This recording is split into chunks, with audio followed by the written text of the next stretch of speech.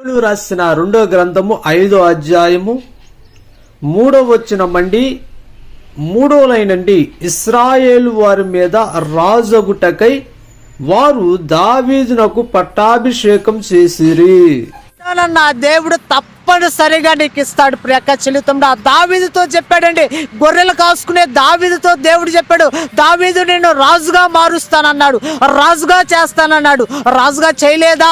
అదే రీతిగా యేసోబును అన్నదమ్ములు అందరూ ఏం చేశారో తెలుసా? ఐగుప్తు దేశానికి అమ్మివేశారు. ఒంటరిగా వెళ్ళాడు. తెలియని ప్రజల మధ్య ఉండి కూడా దేవుడు ఏం చేశాడు తెలుసా? యేసోబును ఐగుప్తు దేశాన్ని పరిపాలించడానికి రాజుగా మార్చాడు. ప్రియక చెల్లితంలో ఈ మాటలు వింటున్న నీవు ఆయన ఇస్తానంటే తప్పనిసరిగా ఇస్తాడండి. ఆయన ఇస్తానంటే, ఆయన వాగ్దానం చేస్తే ఆ వాగ్దానాన్ని ఆయన నెరవేరుస్తాడండి.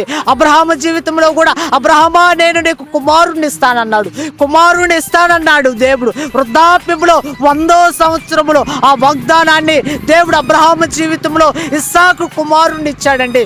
ఇస్తానన్న దేవుడు తప్పనిసరిగా నీ జీవితంలో ఆయన ఆశీర్వాదాన్ని ఇస్తాడు, దీవెనిస్తాడు, దీవెనకరంగా నిన్ను మారుస్తాడు.